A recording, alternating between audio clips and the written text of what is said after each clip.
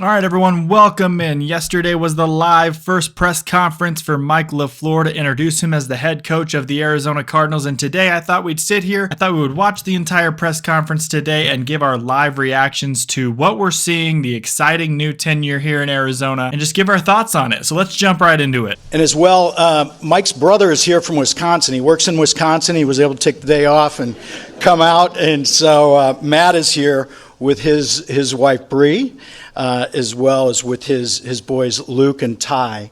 And so Lisa Manning, I've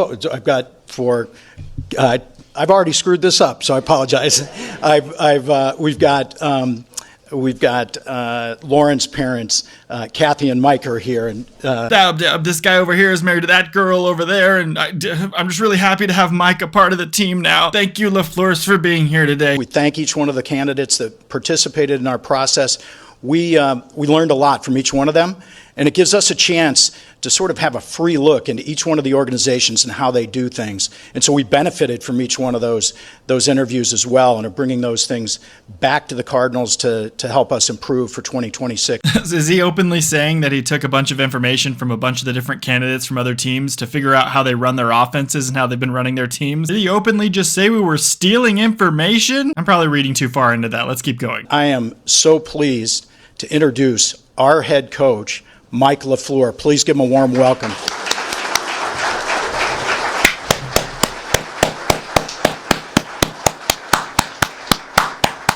Incredibly honored and humbled to be standing here. What a 48 hours it has been.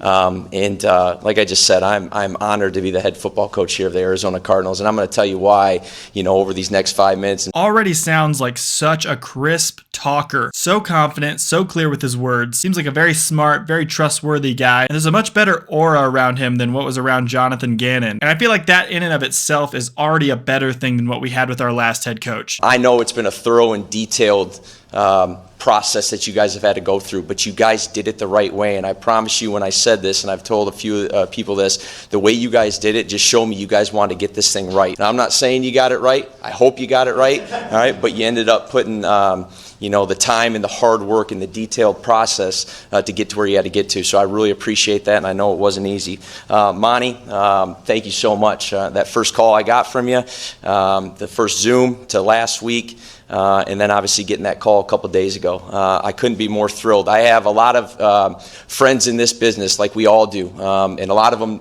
happen to know Monty and have worked with Monty. And the amount of texts and calls I got about him as a GM, as a person, has been incredible. Well, in the last just 2 days, really getting to know Monty even further, it's times 10.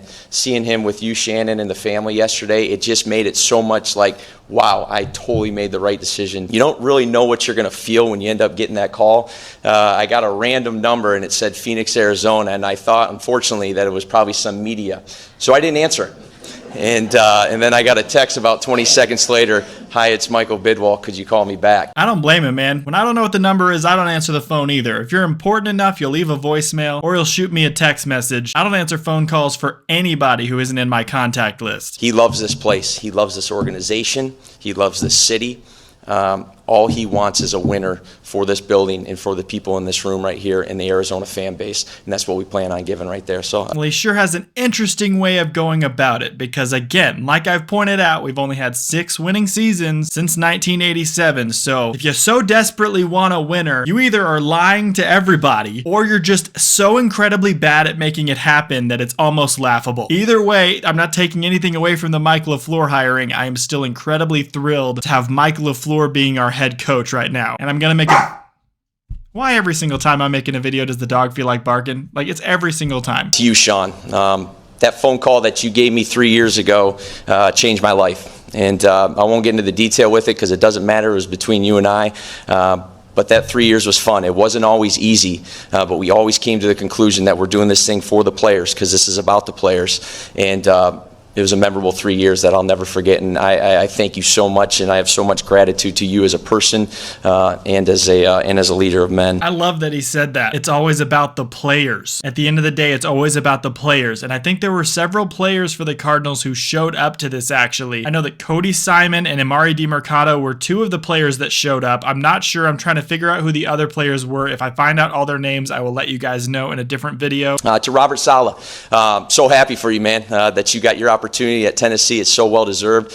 We learned, we grew in those few years in New York. Obviously, you had a few more than me there, but I appreciate you, man. And I know we're both stronger from some of those experiences, and it's going to make this next journey that much better for us. That's hilarious. I forgot he knew Robert Saleh, but it's from the New York Jets time. He was talking about how their experiences with the Jets made them stronger. What doesn't kill you makes you stronger. You're definitely not going to succeed with the Jets, but you'll at least get to learn a lesson from that. He also gave thanks to Dan Quinn in this one because he worked with him in the 15-16 year and got to work with his brother Matt during that time. That's pretty cool. This guy's been around a lot of really knowledgeable, well-rounded coaches that have hopefully helped grow his knowledge about football and how to coach and how to be a leader throughout this entire time. And that's another reason why I think this is an absolutely excellent hire. Specifically to Kyle Shanahan. You know, when I was thinking about the words that I could say about Kyle, I couldn't come up with anything, even when I had time just by myself. And Kyle, I know I haven't told you enough how thankful I am for the opportunity you gave me, but the foundations you laid, with me within a system, with how to run a building, and just all those times that we had together for 7 years. The only thing I could say is thank you.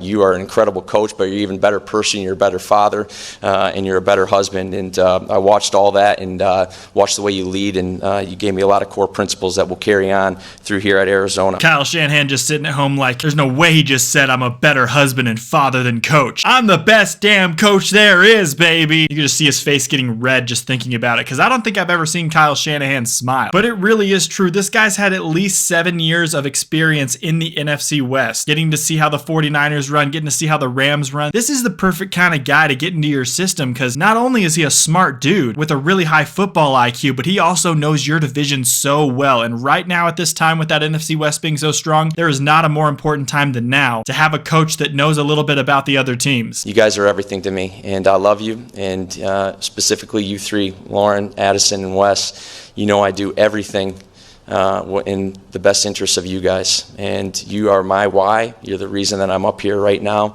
and I really appreciate you, and everything is going to go through you, so thank you. Dude's a family man. I mean, come on. You just noticed how much he loved his family right there. There are plenty of people who can claim they love their family, but you can actually tell that this dude loves his family more than he loves anything else in his life. And you may think, how does that relate to him being a good football coach? Well, let me tell you, I want a good football coach that's also a good person, and this guy seems like a genuinely good man. Not saying that the last couple head coaches weren't good people, just saying that Mike seems like a really stand-up guy. To the former players that I've coached, countless numbers of awesome football players, this game is about you and will always be about you. Anytime there's a person standing in the podium that I am, it's because you surrounded yourself with really good football players and really good people. Thank you so much. Again, I'm not going to name any names, but you know who you are and the countless relationships that I have with you guys. I'm always a phone call away. I'll miss you guys in LA. I miss the guys in New York. I miss the guys in San Francisco. Stay in touch, and I'm always there for you if you ever need it, because it's always going to be about you. This is one of my favorite things that he said during the entire press conference. This is why I think that everybody's going to want to come here to play for this guy. If you've got an organization like the Cardinals that's been mired in struggling for so long, having a guy that the players want to play for, like this guy, is going to be such a big deal in getting free agents here and getting guys who get drafted to want to come here. The coach that you have is such an important piece, and I believe he made a really good impression on the Cardinals players who showed up to this press conference, and I guarantee you he made a really big impression to all the Cardinals players who couldn't make it in person as well. That is probably the biggest thing to take away from this press conference, is how much of a player's coach this guy is, but he doesn't seem like a player's coach in the way like Cliff Kingsbury was, where he wants to be your friend and your buddy. It seems like he's going to get down to business and get down to work when it matters, but at the same time, he's going to build relationships with the players where it matters so that they'll want to go out there and lay it all on the field for him. So I found the fact that he keeps bringing this up to be really important. And pretty soon here in the press conference, he is also going to call out the players who showed up in the background, not by name, but he is going to call out that he appreciates that they're there. And that's another big thing as well. To you guys in the back, to the current players. Oh, he's going to do it right now. Okay. I really appreciate you guys showing up. When I got the list of how many guys were coming and who was coming, it touched me, man. And I cannot wait to start building relationships with you guys. I can't wait to get to work with you guys. I promise I'll pour it all for you guys every single day. And I can't wait to just get this show going. We'll get through today. We'll get through tomorrow. I told every single one of you I'll be reaching out to you. But this is for you guys. And the staff that we're going to put together is a pour into you guys. When I got some of those FaceTimes on that Sunday, whether it be from my family, some friends, the ones that fired me up the most was coming from you guys, and it got me just more excited to get going. So I appreciate you guys. Can't wait to get to work. Listen to what he just said there and explain to me how, if you disagree with me, how you think the players would somehow not want to play for this guy. This guy seems like such a player's coach, and that's going to do wonders for keeping the locker room around you, helping you to not ever lose the locker room if things get tough, which in Arizona they could get tough, especially in the first year. This thing may not turn around in a year. I mean, this is going to take some time to grow, but the Cardinals are a lot closer than we think. They lost 7 of their games last year by 4 or less points, and it may have been more than that. I just know of 7 specifically where the Cardinals lost by 4 or less points. If you add those 7 wins to the win total of the season, suddenly the Cardinals go from 3 wins to 10 wins if we were able to have won all those games. So this team is not as far away as some people think just based on the record, even though the last few games of the season were very disgusting to watch. And I also think that that was a signal that the team had given up on Jonathan Gannon about at the halfway point of the season. I don't think that the team's going to give up on a coach like this. This doesn't seem like the kind of guy who's going to lose the locker room. This guy also seems like the kind of guy who, if he does lose the locker room a little bit, he'll win that locker room right back. But what he said to the players there meant a lot to me, even though I'm not even a player, I'm just a fan. And I guarantee you that it meant a lot to those players as well. 6 years ago, I was in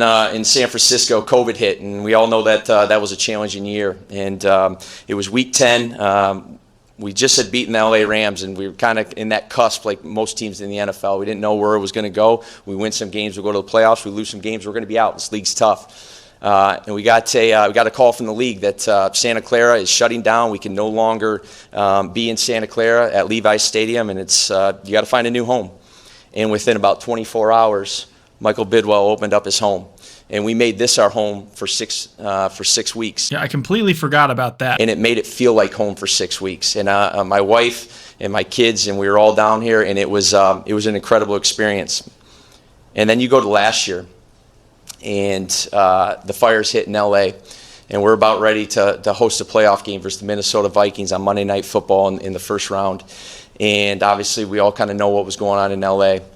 And the fires got a little bit too close, and we had to move. And who was the first one to call? Who was the first one to send over the planes? Who was the first one to open the doors? It was the Arizona Cardinals and Michael Bidwell. And I'll never forget in that moment thinking, this is family. This is home.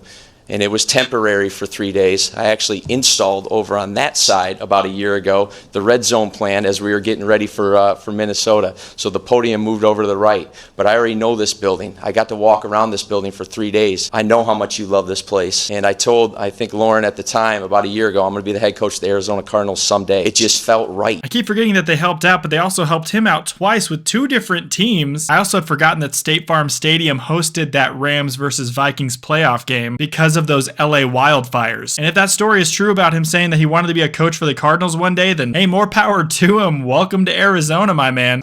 Just wanted to get your take on, a lot of head coaches, candidates have to sell themselves to the team. What sold you on the Arizona Cardinals? All you want is ownership to want to win, and win in the worst way. And that was very apparent when I met Michael last year, how much he loves this organization, and then just going through that process. Like, why wouldn't you? So that was first and foremost, being with ownership that loves it. Then you get to meet Monty and all the other people in this building, and everyone's got the same vision. And then you think about this division. It's a tough division. I mean, if it were easy, it wouldn't be worth it, Well, he addressed the NFC West being difficult, and if he said that if it was easy, why would he want to do it? I mean, I love that mentality, but hey, for now, I think that that's a great mentality to have, and I'm really glad that he's saying all these things. We'll see if he can get it into action and make that stuff happen. Definitely love the words that are coming out of his mouth right now. With as much time as you spent on the other sideline seeing this team, do you feel like you have a better understanding than most of what you're walking into because you've been around this team so often? I mean, there's nothing like experience, right? I've been in this division for 7 years. There's some heavy hitters in here, no doubt, But I'll say this at the same time. When I was on the other sideline, it was never easy going into State Farm winning a football game, ever.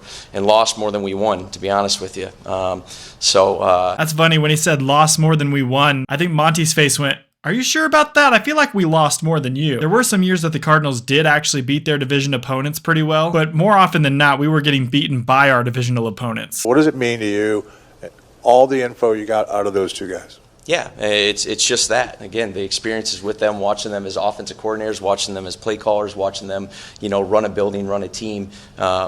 The most important aspect of those 7 years that I was with, and then even the 3 years prior, is the collaboration that you have within that building. Seeing Sean and Les work hand in hand daily amongst the other guys, seeing Kyle Shanahan and John Lynch, like those relationships and the collaboration that they had in those buildings, like that's what we're going to do here. And I know that. Like, it's not like, that's just not words. Like, I know Monty already, and I feel like Monty knows me. That's why he gave me that opportunity. So, the offense and all that kind of stuff, hey, we're going to figure out what these guys can do in the back to put them in the best positions to be successful. We'll have our foundations of that offense, of the defense, of the special teams. But again, it's ultimately what these guys can do and putting them in the positions to be successful. Yeah, he said it. We already touched on this. All the experience he has seeing other head coach, GM relationships, a lot of great coaches he's learned under, I think have put him in a really good position to have success in being an actual play caller. I believe in this press conference, it's probably about to happen. He says that he will be calling the plays. You think after you've shadowed under somebody for 7 years, different high quality head coaches that call plays, that I think you could figure it out. You've seen some of the best do it. Go ahead and try to do stuff that they were doing, see what works for your guys. And something that the Cardinals didn't do this season very well at all was finding the strengths of their players and then sticking with the players that were succeeding. I think that that's a gigantic thing if he can figure that out. Go with the hot hand. Go with the people who are playing well. I can't believe how many games I saw Michael Carter come out and have a few good runs and then we never saw him for the entire rest of the game. The running back they started using late in the year, Kiner, he had like 1 carry a game. But in the one game where he didn't, he was doing some good stuff and then they stopped using him completely. And they would go back to DeMercado or something. They need to figure out who is best at each position, who is best in each situation, and actually stick with those guys and keep the hot hand going. And please, for the love of everything, figure out a way to get MHJ involved. What have been your kind of impressions of Kyler Murray from watching him on tape, and have you had a chance to speak with him since you've been hired? Yeah, so touch base with Kyler, again 2 days ago when I got this, and had a good little message with him. So definitely touch base with him. I'll say this again: being in this division for 7 years, it was never fun. I have a lot of respect, for him as a player. I know he got drafted in help me out there, is it 18 or 2019, so obviously those first 2 years, but again, having the 5 years having to go against him, a lot of respect for him as a player, and he was never a fun challenge to go against. Very interesting words there. I love the way that he's been asked multiple times so far in the first couple days since he's been officially the Cardinals head coach, what are you going to do with Kyler Murray? And he never ever is specifically saying we're not going with him or we are going with him. His words leave it very vague and very open. In the interview that we will talk about in tomorrow's video on Arizona Sports 98.7 FM. He had an interview on the Burns and Gambo show where he straight up says, I'm not going to answer the question you asked about Kyler Murray because we're going to have to figure that out in-house. And I really appreciate the way he's going about this because his words do sound like they're not going to go with Kyler Murray this year, but they are leaving it open. And he's also being very respectful in the way that he is talking about Kyler Murray and his ability and his skill, not only elevating him for potential trade offers, but also keeping the door open that maybe, he might be the quarterback for 2026 yet again because they don't want to take that $40 million cap hit. But I think in this situation, it might not be if the Cardinals and Mike LaFleur want Kyler to play for them. It might be, does Kyler want to even play for you guys anymore? I'm not even worried about the first game in September right now. I'm worried about getting relationships with these guys, building the best staff we can, improving the roster because we owe it to these guys to do that, and then getting going with them, trying to build this to where we are so prepared come September. So it'd mean the world, and we all know what the final result needs to be. But again, our focus is going to be working on the day. Again, bringing up the players, constantly bringing up the players, proving to the players that we're going to make a roster good enough for them, proving to the players that we're going to give them a coaching staff that's worthy of them being able to play for this team. The players at the end of the day have to prove to the coaching staff that they're worthy of being on the field and being able to win games. But I love how he keeps bringing bringing it back to the players. He's making it very clear that he's not going to be some sort of stick up his ass kind of head coach who's not going to take any advice from the players, who's just going to point the finger and tell them what to do and look down at them. But he's also making it very clear that he's going to work hard for them to try to win this. He's not going to be buddy-buddy with them. Cliff Kingsbury was such a buddy-buddy guy. This guy seems like a really good work ethic, hard worker, and I hope that the players can see that so far. I can see it as a fan. I'm very excited about this hire. If it's getting me fired up, I'm pretty sure it's getting them fired up. I feel the fire in my gut, no pun intended. I was telling people earlier, played them a little bit later in the year, that first one, and I think we were about 10 weeks in, and the record wasn't what anyone would want it to be. But I'll never forget Matthew Stafford coming right in my office, goes, man, these guys can play. And I've seen it firsthand. I know what's on this roster. There's a lot of reasons that I was so thrilled to be in this seat right there. But again, it's what Monty has built over these last few years. There is pieces. When you look at the fourth quarter of a lot of these games, particularly in the mid part of the season, it was close, tight games, and we got to figure out what those little edges are to get us over, and that's what we intend to do. It's going to be through the work. It's going to be through daily urgency, daily enjoyment, daily improvement, but they're not far off. And now, with that being said, just like we had what I would call a pretty good year in LA, it's never special unless you finish it.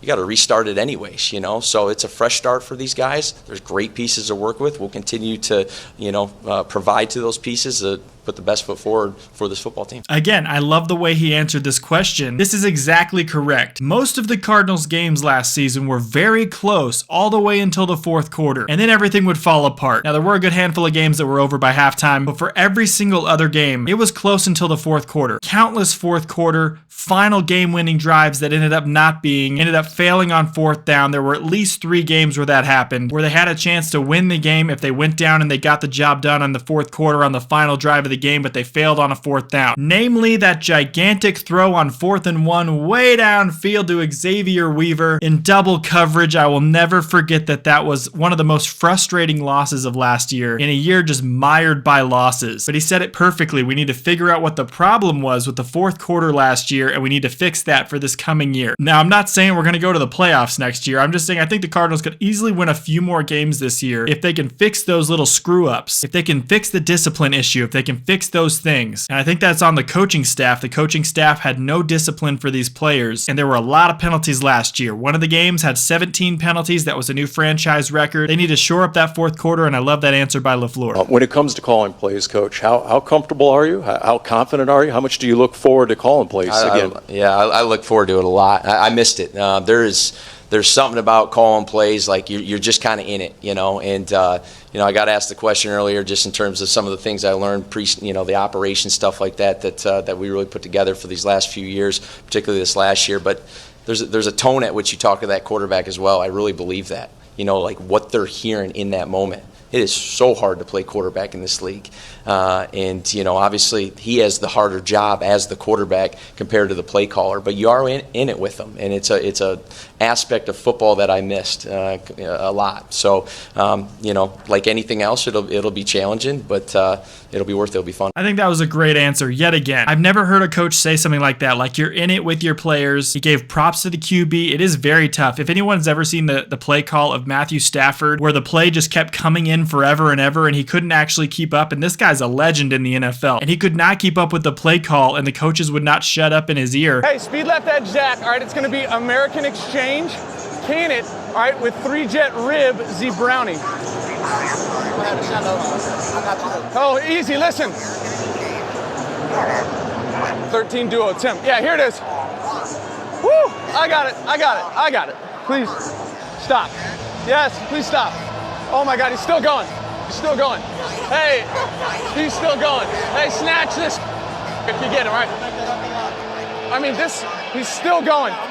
You're 1.5 yards from an edge split in the middle. This is unbelievable what I'm getting right now. It's incredibly difficult to be a quarterback in the NFL, or really at any level, honestly. It is the most important position, arguably, in any sport. And maybe Kyler Murray's hearing all the stuff that he has to say, and he's thinking, maybe I'll play with this guy for a year. We'll see what happens. We saw potential from Kyler Murray one of the years with Cliff Kingsbury, where they had that 8 wins in a row to start the football year. Then everything fell apart in the last half of the year, and I feel like that was a little bit more on the coaching staff, because Cliff Kingsbury has had a history history of having great starts to years, even with Texas Tech. I know that because I also love Texas Tech football, where we'd have great start to the years and then the last half of the year completely fall off and lose like all of our games. The way that he put it, the way that he puts his words together, honestly, is very, very crisp and very straightforward. Even when he flubs up a word here and there or says the wrong thing, you know what he means by it. And it seems like this guy is really excited to start calling plays. Like he's been itching to get back in the play calling area. And I bet you he's probably learned a lot of stuff from his experience to this point. Again, guys like Trey, are going to be awesome to work with, and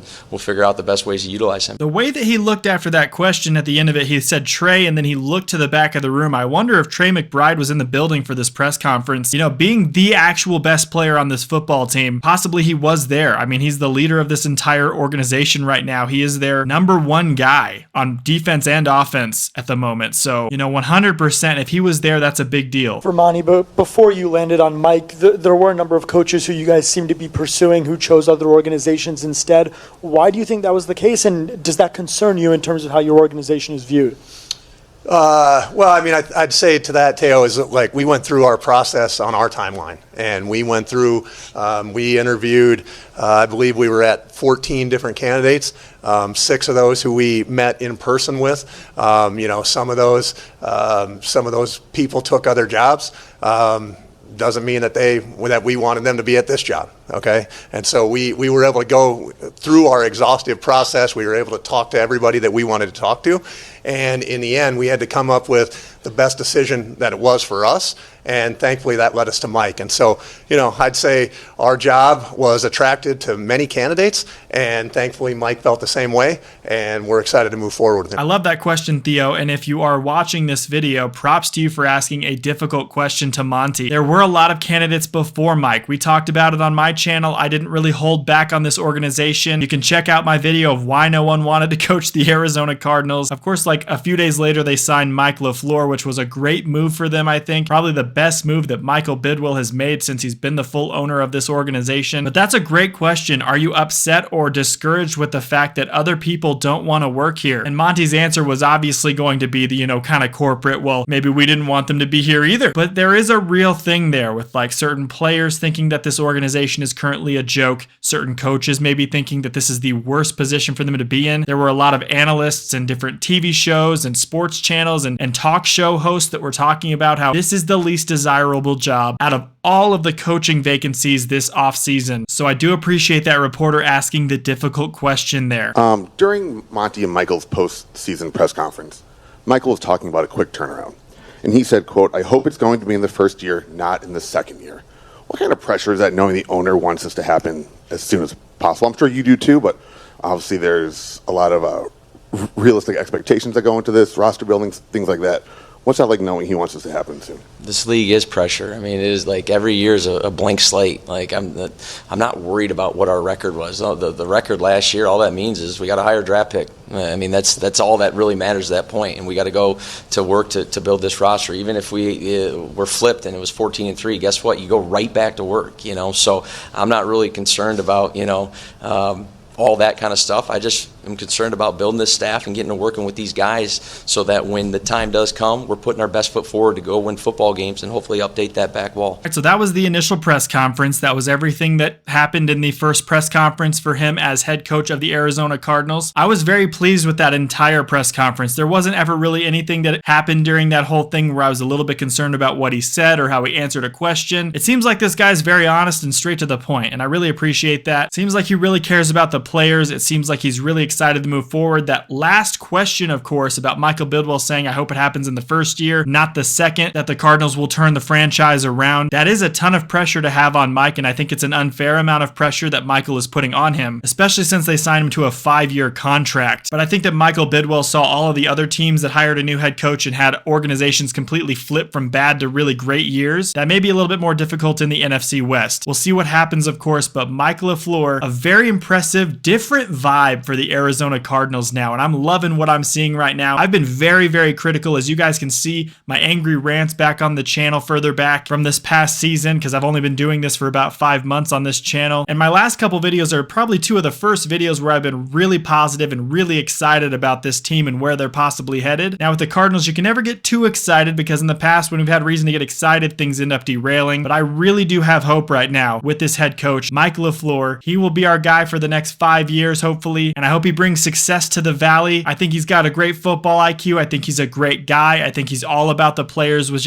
is a huge deal. I think he's going to make good, smart decisions not only in the draft, but also with how to put personnel on the football field. I think he's also going to have a better football knowledge and football acumen than the last group of coaches did. So honestly, I'm rating this head coaching hire a 10 out of 10 for what the Cardinals could have had, because this is an absolutely excellent hire for them, considering all of the options that they had and what they could have had, considering no one else wanted to be here. Considering Clint Kubiak was going to go to the Raiders, I legitimately think that this was the best hire for the Cardinals. And if I didn't believe that, you better believe I'd be sitting here right now saying that. If they had a guy like Ron Rivera, I'd be livid right now. I think Mike LaFleur is the best guy for the Cardinals right now. Let me know what you think down in the comments below, and thank you for hanging out with me for this really long video. We got fully monetized on Tuesday, so every video now may have like a mid-roll ad or something. I really appreciate you guys. Every ad now goes to support my channel. It's not just there because YouTube's being annoying, and it helps me make better videos each and every day and gets me closer to my goal of making this a full-time gig one day. So I really appreciate you guys. When the ads pop up, being patient with me. Let me know if there's too many of them or if it gets out of hand, and I will try to adjust it to the best of my abilities. Subscribe to join the Askew crew. It is completely and totally free. If you would like to become a member on this channel, I'm going to start uploading bloopers from certain videos and other things like that every other week or so. That's just $2 a month, so go hop on that as well. Going into the next football season, we'll have a bunch of other perks for you guys as well. But it's an exciting time to join the Askew crew, so hop on. We're just getting into the off season and getting ready for that draft push, so join us. Until then, I'll see you very soon in the next video. All I have left to say is have a great day, and bye-bye.